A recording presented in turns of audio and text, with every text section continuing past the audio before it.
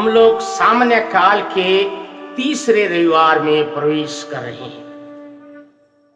इस रविवार में यीशु ख्रीस्त संत लूकस के सुसमाचार अध्याय 1 पद संख्या 1 से 4 और अध्याय 4 का 14 से 21 में बताते हैं कि ईश्वर ने मेरा अभिषेक इसलिए किया है जिससे मैं लोगों को चंगाई और मुक्ति का संदेश सुना सकूं। यीशु ख्रीस्त जर्दन नदी में यूहन्ना बपतिस्मा से बपतिस्मा ग्रहण करने के बाद अपने घर नाजरेत लौटे और अपने आदत के अनुसार सबसे पहले सभागृह गए, जहां उसने नबी ईसायास का ग्रंथ दिया गया। यीशु ख्रीस्त ने वह स्थान खोला जहां लिखा है, प्रभु का आत्मा मुझ पर छाया रहता है क्योंकि उसने मेरा अभिषेक किया है, जिससे मैं दरिद्रों को सुसमाचार सुनाऊं, बंदियों को मुक्ति का और अंधों को दृष्टिदान का संदेश दूं, बददलितों को स्वतंत्र करूं और प्रभु के अनुग्रह का वर्ष घोषित करूं।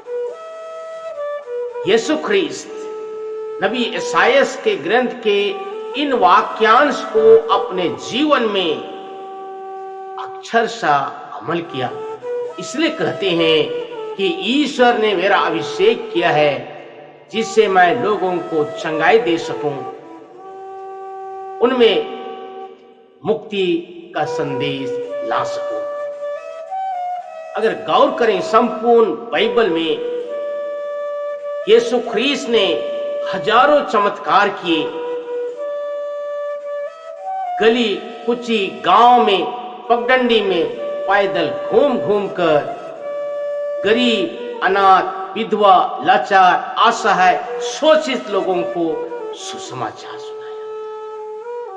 इनके पीछे एक ही चीज है कि ईश्वर ने उनका अभिषेक किया है जिसे वे सचमुच में जीवन में परिभाषित किए, क्योंकि यीशु ख्रीस्त जानते हैं कि पिता ने उन्हें इसलिए भेजा है। आज यीशु ख्रीस्त मुझे और आपके लिए एक बड़ी चुनौती प्रस्तुत कहते हुए कि क्या एक अच्छे ख्रीस्ती के रूप में तुम धनी मानी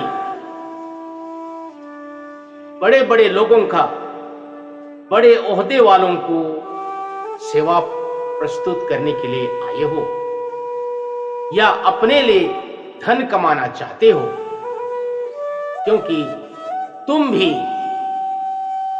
मेरी तरह ही बपतिस्मा ग्रहण किए हो, जिससे सुसमाचार सुना सको, जिससे लोगों में मुक्ति का संदेश ला सको। आज सारी दुनिया में लोग चंगाई और मुक्ति की आस लिए खड़े हैं। चंगाई शब्द ग्रीक के इराबियोस शब्द से लिया गया है, जिसका अर्थ है संपूर्ण रूप से ठीक होना। चंगाई ना केवल हमारा शरीर का बल्कि हमारी आध्यात्मिकता का, हमारी मानसिकता का और हमारे संपूर्ण शरीर का चंगाई होना है। बहुत बार हम सोचते हैं कि अच्छी दवाई और अच्छा डॉक्टर से मैं चंगा हो सकूंगा। जी हां, ये भी संभव हो सकता है, लेकिन उससे ज्यादा हमारे शारीरिक चंगाई आध्यात्मिक चंगाई का प्रतिफल है। जब हम धर्म ग्रंथ खोलते हैं, वचन को सुनते हैं, वाणी का पालन करते हैं, तो हमारे जीवन में नकारात्मक सोच, नकारात्मक व्यवहार सकारात्मक में बदलने लगता है, और ये सकारात्मक सोच हमारे आध्यात्मिकता को चंगाई प्रदान करती मानसिकता को चंगाई प्रदान करती और अंत में हमारी शारीरिक चंगाई होने लगता है। दूसरी तरफ दुनिया में लोग मुक्ति की आस लिए अपनी आंख टकटकी लगाए हुए देख रहे हैं। मुक्ति का अर्थ है बंदीगिरी से छुटकारा या अत्याचार से मुक्ति। संत पौलुस पहला कुरिन्थ अध्याय 12 पद संख्या 12 से आगे बहुत सुंदर सी बातों को कहते हैं कि संपूर्ण कलीसिया ईश्वर का शरीर है और हम प्रत्येक जन हो सकता है इब्रानी हो, यूनानी हो, मेसोपोटामिया हो या कोई भी व्यक्ति हो, सब के सब इस शरीर के अंग हैं। अतः किसी के ऊपर भेदभाव, ऊंच नीच, रंग भेद, जातिगत दलबंदी नहीं होना चाहिए। लेकिन आज बहुत सारे लोगों की इच्छा चंगाई और मुक्ति का संदेश सुनना है, तो इसके पीछे का मूल रहस्य है कि हम एक दूसरे के साथ भेदभाव करते हैं। इसलिए मानव निर्मित या स्वयं निर्मित इस बंदी में बहुत सारे लोग फंसे हुए हैं।